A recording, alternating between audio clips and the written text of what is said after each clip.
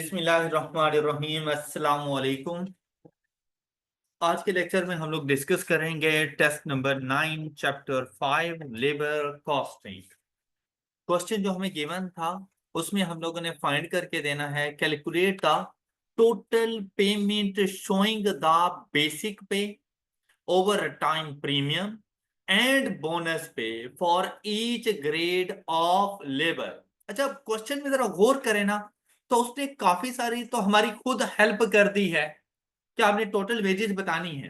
लेकिन total wages कैसे बतानी है? कहते हैं बेसिक पे मुझे अलग से दिखाई दे कि आप बेसिक पे क्या दे रहे हैं, आप ओवर टाइम प्रीमियम कितना दे रहे हैं, और आप लोग बोनस पे कितनी दे रही हैं। फिर इन तीनों को ऐड करें तो टोटल बन जाएगा। लेकिन ये जो आपने बताना है वो for each grade of labour बताना है, मतलब फॉर ईच प्रोडक्ट नहीं बता। तो यहीं से हमें पता चल गया था कि जो हम लोगों ने क्वेश्चंस का सॉल्यूशन प्रिपेयर करना है वो लेबर ग्रेड्स के मुताबिक करना है। हमारे पास चार टाइप्स की लेबर मौजूद है, जैसे हम लोग कहते हैं ना, skilled labour, semi skilled labour, unskilled labour, फिर वो कुछ ट्रेनीज वगैरह आ जाते हैं। तो जिस तरह का ग्रेड होगा वेज स्ट्रक्चर भी उनका बिल्कुल वैसा ही होता है। अब आप लोग देखें, एक ही ऑर्गेनाइजेशन में स्किल्ड वर्कर भी 8 घंटे काम कर रही है, सेमी स्किल्ड भी 8 घंटे काम कर रही है, लेकिन क्या दोनों की वेजेस एक जैसी होंगे? अच्छा, जब घर की कंस्ट्रक्शन हो रही होती है, बिल्डिंग की कंस्ट्रक्शन, आप लोगों को एक मिस्त्री चाहिए, साथ में एक मजदूर भी चाहिए। अब मिस्त्री बगैर मजदूर के काम नहीं कर सकता, लेकिन क्या दोनों की वेजेस एक जैसी होती हैं? हालांकि टाइम दोनों एक जैसा लगा रहे हैं, क्या स्किल्स के हिसाब से। क्या मिस्त्री को ज्यादा पे कर रही होती हो और जो उसके साथ उसकी लेबर काम कर रही होती है उसको उससे कम अमाउंट पे कर रही होती है। यहां पर भी देखें ना, तो अब क्या जरूरी है कि जितने मिस्त्री होंगे उतने ही मजदूर होंगे? क्या जरूरी है? तो हर ग्रेड के लिए डिफरेंट डिफरेंट एम्प्लॉयज मौजूद हैं। ये जरूरी नहीं है कि जितने स्किल्ड वर्कर्स होंगे उतने ही आपके पास सेमी स्किल्ड होंगे, उतने ही अनस्किल्ड होंगे, उतने ही ट्रेनीज होंगे। ये जरूरी नहीं है आपके पास। तो आपको वो बता रहा है कि भाई ग्रेड 1 में मेरे पास 6 नंबर ऑफ एम्प्लॉयज हैं, ग्रेड 2 में 18 नंबर ऑफ एम्प्लॉयज हैं, ग्रेड 3 के 4 नंबर ऑफ एम्प्लॉयज हैं, एंड ग्रेड 4 में सिर्फ एक ही एम्प्लॉय है हमारे पास। और इनके रेट पर, और अब ये उनका बेसिक रेट है जो हम उनको पे करते हैं पर आवर के हिसाब से, 40 रुपीज, 32 रुपीज, 28 रुपीज एंड 16। मतलब जो ग्रेड 1 है वो स्किल्ड पर्सन का है, एक्सपर्ट्स लोग वहां पे बैठे हुए हैं, उनको इसलिए हम लोग पे भी ज्यादा कर रहे हैं। अब नेक्स्ट देखें, इंडिविजुअल और वर्क, जो ग्रेड ए वालों ने, हर पर्सन ने 40-40 घंटे काम किया हुआ है 1 वीक के अंदर, जबकि ग्रेड 2 वालों ने इन टोटल 42 आवर्स काम किया पर एम्प्लॉय, पर वर्कर, इंडिविजुअल टाइम बताया है। इन ग्रेड 2 का टोटल टाइम नहीं है ये हमारे पास, इंडिविजुअल टाइम है हर पर्सन का। इसी तरह से 40 एंड 44। अब नेक्स्ट आपको क्या कहते हैं? कहते हैं actual output and standard time are given below. कि लानी बात, इन तमाम वर्कर्स ने मिलकर कोई ना कोई प्रोडक्ट बनाई। तो हमारे पास जो प्रोडक्ट्स है ना, कंपोनेंट्स, वो 3 किस्म के हैं, product A, product B and product C. उनके कितने कितने यूनिट्स बने इन एक्चुअल, वो हमारे पास 444, 900 एंड 480, ये आउटपुट की मान थी। और एक यूनिट बनाने पर कितना टाइम लगता है, तो प्रोडक्ट ए के लिए अगर गौर करें तो 30 मिनट्स लिखा होगा है ऊपर, और ऊपर जो टाइम गिवन थे वो इन आवर्स गिवन थे। तो मिनट्स को आवर्स में कन्वर्ट करना था आप लोगों ने, क्योंकि रेट भी पर आवर गिवन था, पर मिनट नहीं था। तो फिर आपने मिनट्स को आवर्स में कन्वर्ट करना था, ना कि आवर्स को मिनट्स में। इनको लेकर जाते हैं आप आवर्स के मुताबिक। फिर क्या कहते हैं, 30 मिनट्स पर कंपोनेंट, एक कंपोनेंट बनाने में 30 मिनट्स लगते हैं। फिर आपने देखना था कि टोटल टाइम इसके ऊपर कितना लगेगा। फिर 54 मिनट्स एंड 66 मिनट्स। ऑलराइट। फिर आगे क्या बात करता है, कहता है normal working week is of 38 hours, जबकि इन्होंने काम कितना किया हुआ है, 40, 42, 40, 44, मतलब ओवर टाइम है। तो मुझे ओवर टाइम भी पे करना है इन सबको। All right. फिर क्या कहता है, Overtime is paid at a premium of 50% of the normal hourly rate. जो नॉर्मली हम लोग पे कर रहे हैं उसका 50% ओवर टाइम प्रीमियम पे करने आप लोगों ने। तो ओवर टाइम प्रीमियम कितना आएगा? ग्रेड 1 के लेबर के लिए ओवर टाइम प्रीमियम 40 का 50% 20, ग्रेड 2 के लिए 16, ग्रेड 3 के लिए 14 एंड ग्रेड 4 के लिए ओवर टाइम प्रीमियम ऑफ ₹8। ये बात समझ आ गई। नेक्स्ट, अब हमने देखना है कि ओवर टाइम कितना बन रहा है वो देखेंगे, साथ में रेट का पता चल गया हमें। नेक्स्ट वन है हमारे पास, a group incentive scheme is on operation and a bonus is paid based on. अब जिसने जितना टाइम सेव किया है ना उसके मुताबिक आपने उसको बोनस भी देना है। मतलब अगर सपोज 1 घंटे का काम था और उसने 50 मिनट में कंप्लीट कर लिया तो 10 मिनट तो सेव हो गए ना, तो 10 मिनट के लिए आपने उसको बोनस देना है। क्लियर? लेकिन ये टाइम सेव्ड भी इन और हम लोग कैलकुलेट करेंगे। फिर कहते हैं the rate of bonus payment is 75% of normal rate. अब नॉर्मल रेट कितना था वो ऊपर उसने आपको बता दिया था कि नॉर्मल रेट हमारे पास कितना है 40, 32, 28 एंड, तो बोनस रेट कितना बनेगा? 40 का 75% 30, 32 का 75% 24, 28 का 75% 21 एंड 16 का 75% 12। ओके हो गई ये बात? क्लियर? अच्छा फिर देखें, कहते हैं टाइम सेव कैसे फाइंड करना है। ये सबसे इंपॉर्टेंट पॉइंट था यहाँ पर। बस यही वो पॉइंट था जो आपको ना आपके क्वेश्चन से थोड़ा सा रोक रहा था, थोड़ा सा पीछे कर रहा था। वो क्या कि टाइम सेव्ड कहता है is allocated to each labour grade. तो टाइम सेव कहां से किया होगा हम लोगों ने? कंपोनेंट से। प्रोडक्ट्स को बनाने पर हम लोगों ने टाइम सेव किया होगा। तो हमने देखना है कि हमने टोटल टाइम सेव कितना किया। हमने देखना है हमने टोटल टाइम सेव कितना किया। अब उस टाइम सेव को कंपोनेंट के मुताबिक नहीं लेके चलना। मैं कंपोनेंट की बात नहीं कर रहा, मैं कंपोनेंट की वेजेस नहीं फाइंड कर रहा, मैं लेबर की वेजेस फाइंड कर रहा हूं। तो जितना भी टाइम सेव्ड आएगा उसको आप लोगों ने लेके जाना है in proportion to the number of hours worked by. तो आपने यहां पर आना था और देखो हर ग्रेड की लेबर ने कितने कितने घंटे काम किया, इस रेशो के मुताबिक आपने उसको डिवाइड करना, प्रोपोर्शनेट बेसिस पे लिख कर आना था। ओके हो गई बात? अब चलते हैं क्वेश्चन के सॉल्यूशन की तरफ। तो जब सॉल्यूशन बनाने लगेंगे ना, देखें भाई, टैबुलेशन की फॉर्म में जाओ बहुत अच्छी बात है, जबरदस्त, प्रेजेंटेशन भी बहुत प्यारी लगती है। लेकिन यहाँ पर टैबुलेशन करने में फिर आपसे हो जाती है गलती। और वो गलती क्या होती है कि आप लोग पता है क्या करते हैं कि यहाँ पर ये टेस्ट नंबर 9 वगैरह हमारे पास आ गया, क्वेश्चन नंबर 1 आ गया। अच्छा, अब आप लोग क्या करते हैं, आप लोग ना यहाँ पे लिख देते हो ग्रेड 1, 2, 3, 4 और यहाँ पे लिख रहे होते हो बेसिक पे, ओवर टाइम वगैरह वगैरह वगैरह। जहां पे पता चलता है कॉलम खत्म होते हैं, जगह ही नहीं है। अब आपके पहले 2-3 कॉलम वाकई ऐसे ही आते हैं जैसे मैंने डैशेज लगाए हैं, और लॉस के कॉलम वाकई इसी तरह आ रहे होते हैं जैसे मैंने क्लोज क्लोज लगाए हैं। तो जब आपको पता है कि भाई मुझे ये वाले ज्यादा नंबर ऑफ कॉलम्स चाहिए, तो आप इनको लेके चले जाओ वर्टिकल वे में, और जो लेबर ग्रेड्स थी उसको लेकर आ जाओ हॉरिजॉन्टल वे में। ओके, आपको पता है सिर्फ 4 कॉलम बनाने हैं। अब नीचे पेजेस पर जितनी मर्जी रोज बनती जाएं हमें कोई फर्क ही नहीं पड़ना, और टैबुलेशन बड़ी जबरदस्त हो जानी है। ऑलराइट, तो जब आपको लगे कि नंबर ऑफ कॉलम ज्यादा हो रहे हैं तो टेबल का रुख चेंज कर लो।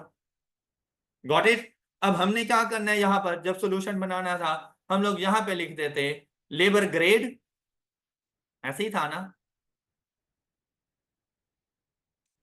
Labour grade 1, 2, 3 and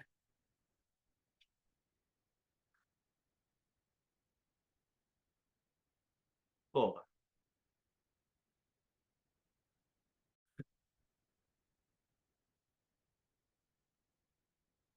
number of employees, ये जाकर अपने पास यहाँ पे लिखो, क्योंकि हमें ना इनकी जरूरत पड़ेगी।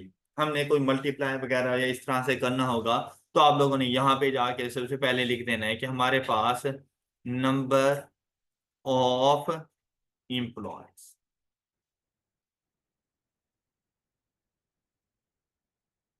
हाँ जी, कितने कितने नंबर ऑफ एम्प्लॉयज हैं? 6, 18, 4 एंड 1।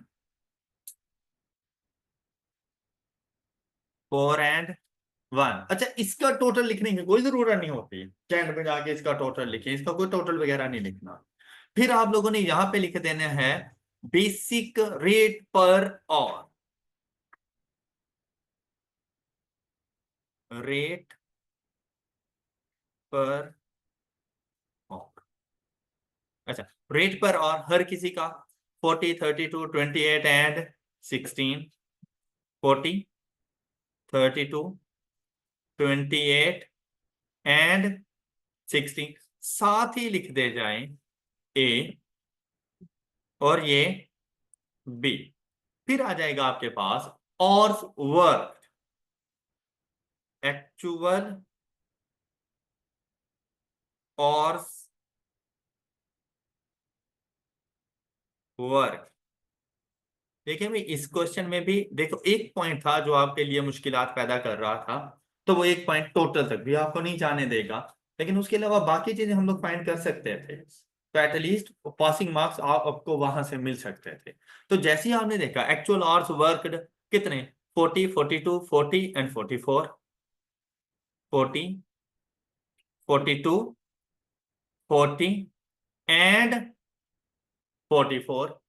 अब आपने यहां पे फाइंड करना था। देखो पहली रिक्वायरमेंट क्वेश्चन की क्या थी, तो सबसे पहला काम यहां पर बेसिक पे फाइंड हो सकती थी। तो बेसिक पे कैसे आती है?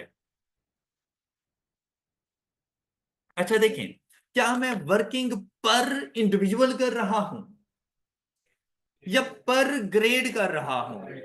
तो मैं सिर्फ ऐसा नहीं है कि और वर्क मल्टीप्लाइड बाय रेट करूंगा, ऐसा नहीं है।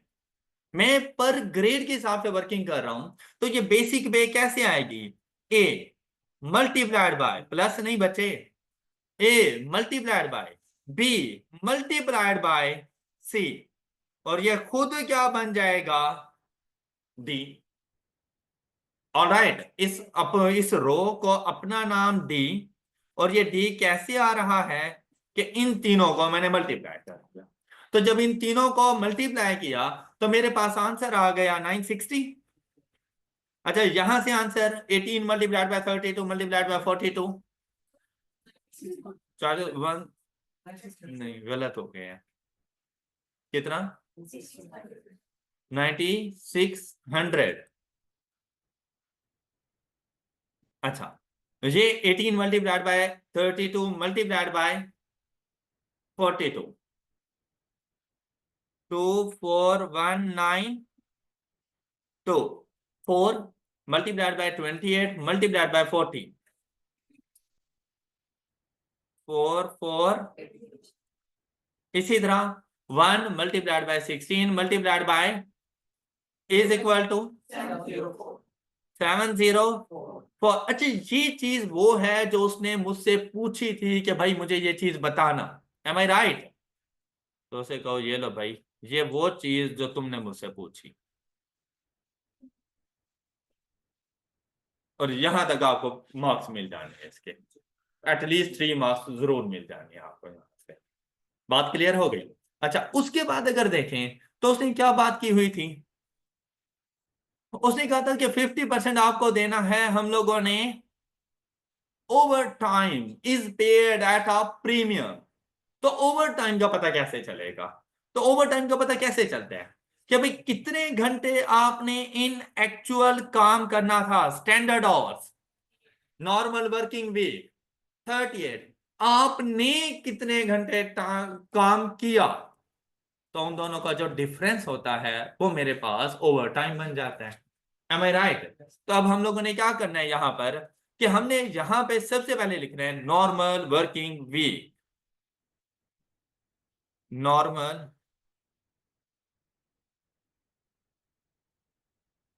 और वर्क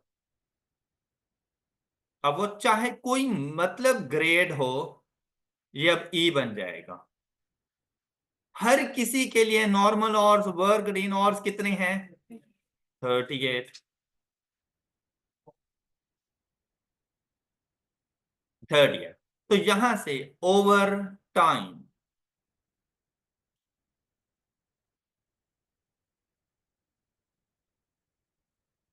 ऑर्स, और ये अब देखें ओवर टाइम ऑर्स अब हमारे पास कैसे आएंगे? एक्चुअल में से ये एफ बन जाएगा, एक्चुअल में से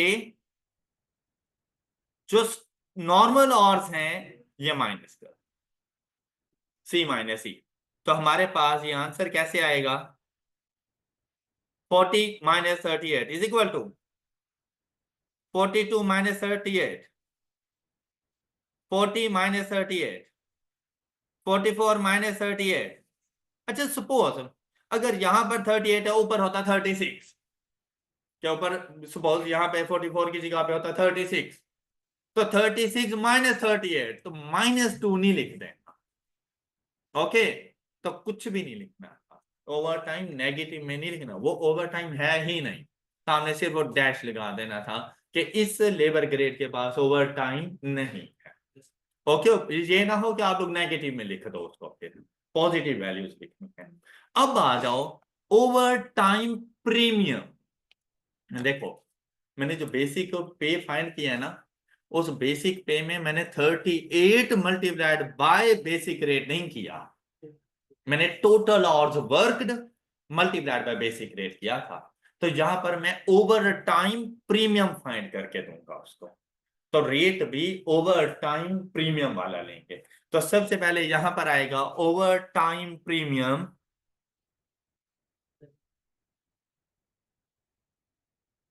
over time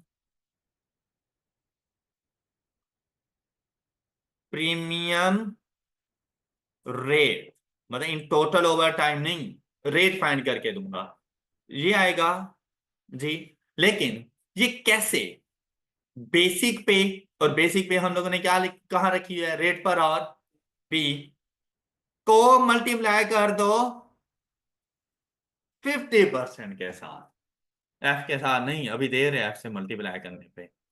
over time premium rate find कर रहा हूं, तो उसके लिए बेसिक पे का 50% देना था। तो बेसिक पे कहां लिखी हुई है हमने?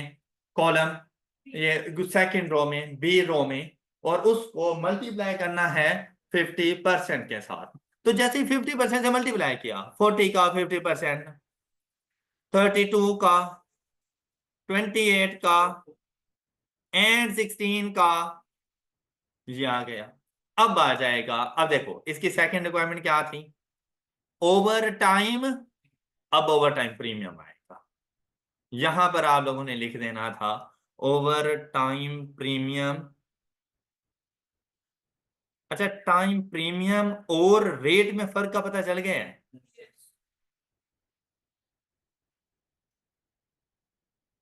अच्छा, ओवर टाइम प्रीमियम इसको एच का नाम दे दें। लेकिन ये कैसे आ रहा है आपके पास? कैसे आ रहा है आप लोगों के पास? ओवर टाइम और एफ मल्टीप्लाइड बाय, तो वैल्यू 40।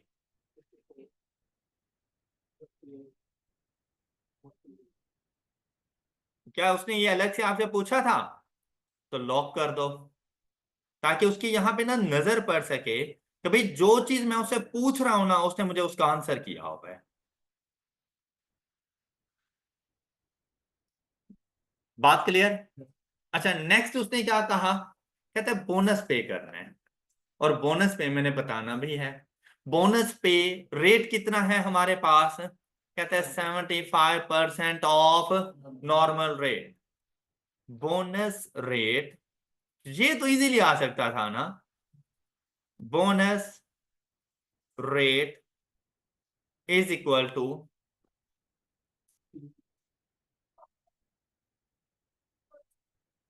किसके लिए? हाँ, नंबर ऑफ एम्प्लॉयज भी तो आने थे, मैंने क्यों नहीं बताया? मल्टीप्लाइड बाय ए, अब टोटल बताना। 40 into 6 is equal to 240। 64 into 18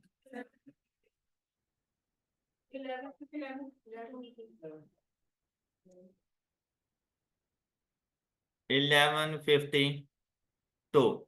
Okay. Okay. Yes. And 28 multiplied by 4 112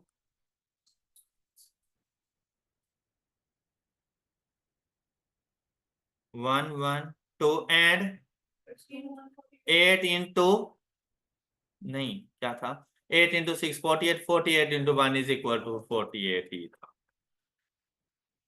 और ये 112 है।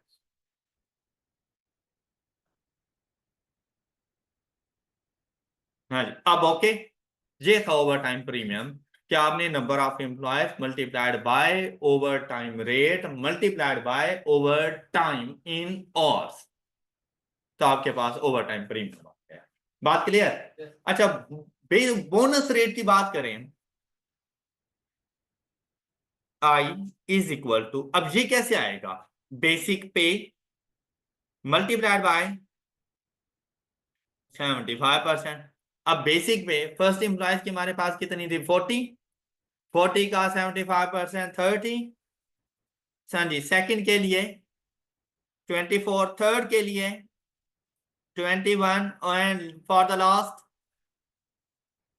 ये बोनस रेट आ गया। किसी को इशू? All clear? अब बात ये आती है कि भाई बोनस टाइम सेव्ड कितना आ रहा है, टाइम सेव्ड, ये सबसे बड़ा मसला था, ऐसे ही था ना। तो अब आपने जाना था वर्किंग नोट पर, यहां पर हम गए working,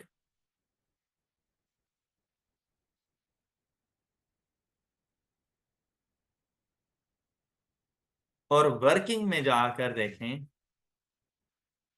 actual hours work, actual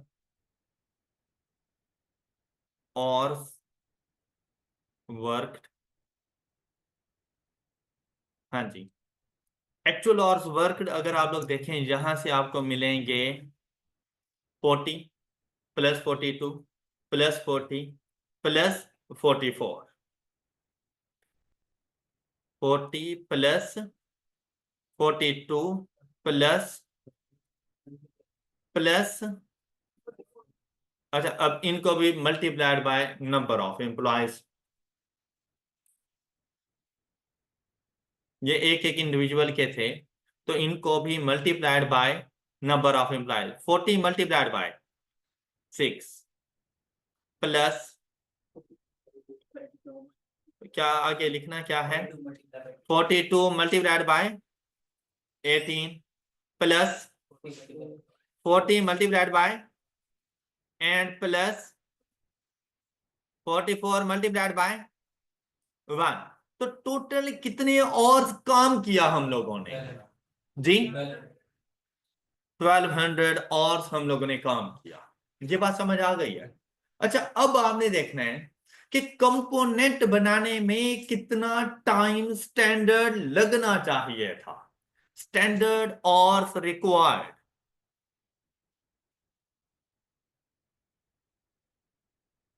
standard और रिक्वायर्ड, जितनी हमने प्रोडक्शन की उसके लिए कितने घंटे रिक्वायर्ड थे in standard.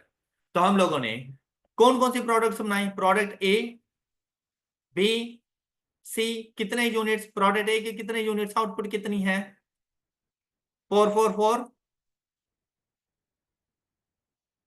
Next one is 9 जी 480। अच्छा टाइम कितना लगता है मल्टीप्लाइड बाय इसके ऊपर 30 मिनट्स। तो जब आवर्स में कन्वर्ट करेंगे तो डिवाइडेड बाय 60, तो प्रोडक्ट ए पर कितना टाइम चाहिए हमें, to all right multiplied by अब इस पर कितने मिनट्स लगते हैं? 54। 54 डिवाइडेड बाय 60, 8-10 और इसके लिए चाहिए। ये बात समझ आ रही है? अच्छा, नेक्स्ट वन, 480 मल्टीप्लाइड बाय कितना टाइम? 66। कितना? 60 इज इक्वल टू 528। तो स्टैंडर्ड टाइम रिक्वायर्ड कितना था? 1560। हमने ये प्रोडक्शन कितने टाइम में कंप्लीट की? तो टाइम सेव कितना आएगा? Time save is equal to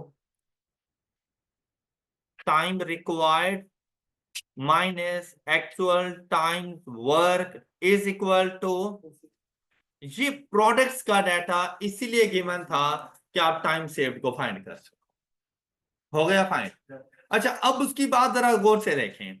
उसने कहा जो आपके पास टाइम सेव्ड आए उसको ईच ग्रुप में लेकर जाओ प्रोपोर्शनेट बेसिस पर, और इसके लिए बेस किसको बनाना है? नंबर ऑफ आवर्स वर्कड को, स्टैंडर्ड नंबर ऑफ आवर्स को नहीं, नंबर ऑफ आवर्स वर्कड को। तो आप लोग देखें कि हमारे पास नंबर ऑफ आवर्स वर्कड के मुताबिक अगर जाएं तो टाइम सेव टोटल कितना हुआ हमारे पास? 360 का। तो उसके मुताबिक नंबर ऑफ आवर्स वर्कड, तो हमारे पास allocation of time saved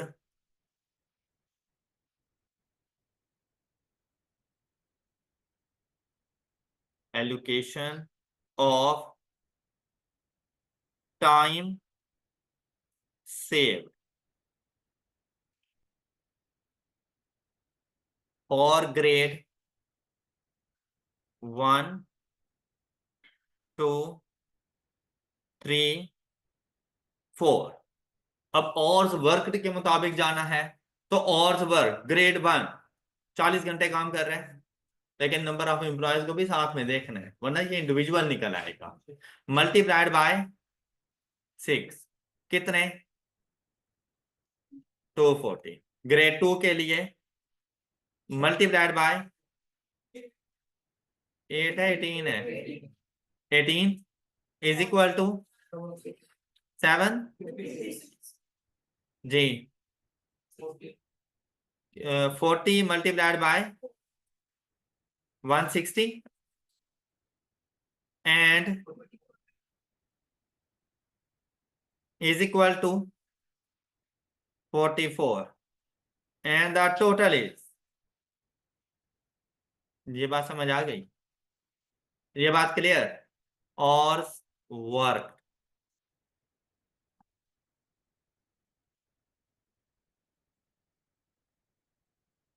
time saved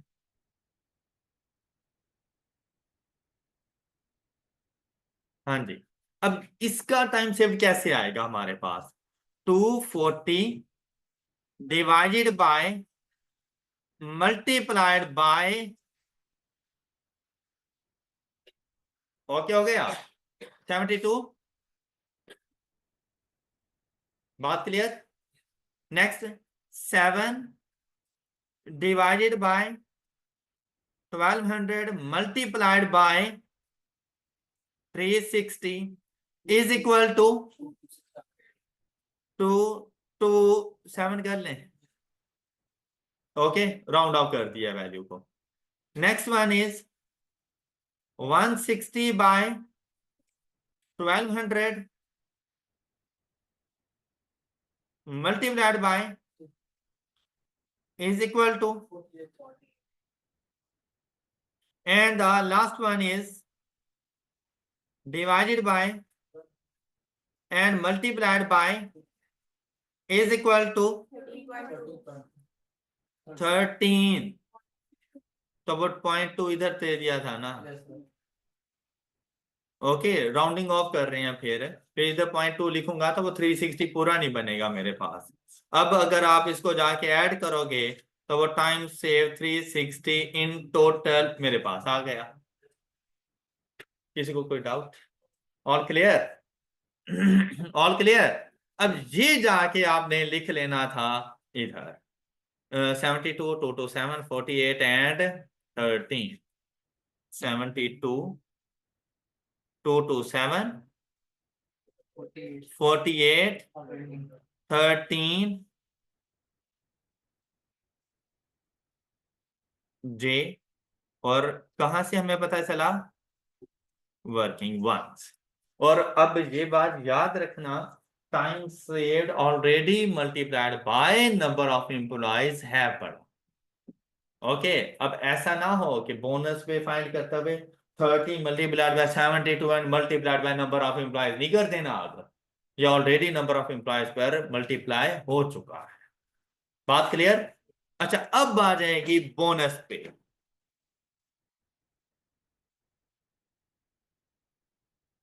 bonus पे कैसे आएगी? हाँ जी, तो 30 multiplied by 72 2160, 2 to 7 multiplied by 24 544 48 multiplied by 21 100 13 multiplied by 12 156। उसने ये भी अलग से पूछा था आपसे और ये उसे बता दिया हमने कि ये लो भाई, ये बोनस पे आ गया हमारे पास। अब देखें प्रेजेंटेशन कितना मैटर करती है ना। तो आप लोग जब कॉलम में इस तरह से जाते, इतने ज्यादा कॉलम बनाना इम्पॉसिबल सी बात थी, लेकिन रोज चाहे जितनी मर्जी बनती जाए, हमें कोई फर्क नहीं पड़ रहा। अब हमने उसको बता देनी है साथ में टोटल पे। और ये कैसे आएगी टोटल पे? हाँ जी, फर्स्ट वन बेसिक पे का कॉलम था, रो थी डी। डी क्या मल्टीप्लाई करूं, ऐड करूं, overtime plus and the value is. अब जरा इन तीनों को ऐड करें। 9600 240 plus 2160 is equal to then 24192 plus 1152 plus 5448 is equal to 30792 जी। फिर बस, और the last one is 908। Okay, और अब इसका टोटल भी आप फाइंड करके दे सकते थे।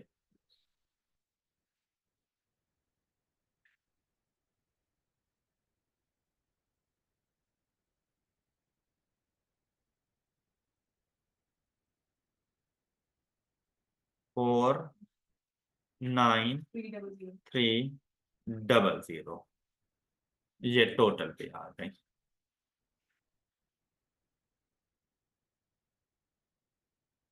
49300 और आपके क्वेश्चन का सोल्यूशन कंप्लीट हो गया। Any doubt? और अब देखो, ये इस तरह की प्रेजेंटेशन एक बेहतरीन क्वेश्चन सॉल्व हो चुका है आपका। अब मेरा निकाल के कोई मुश्किल थी आप लोगों के इसमें, या कैलकुलेशन में कोई प्रॉब्लम वगैरह, तो वे जी से रेलिवेंट अब तो क्वेश्चन सॉल्व हो जाएंगे ना। इस जैसे तो हो ही जाएंगे इंशाल्लाह। जो थोड़ी बहुत वर्किंग वगैरह हो वो इसके बाद हम लोग ये वर्किंग कर लिया करेंगे और आप लोगों का question solve. Test number 7 complete, 7 था, सॉरी टेस्ट नंबर 9 था चैप्टर नंबर 5 से रेलिवेंट। आज के लिए इतना ही, अपना ख्याल रखिए। इंशाल्लाह नेक्स्ट टेस्ट की डिस्कशन में मिलेंगे। अल्लाह हाफ़िज़।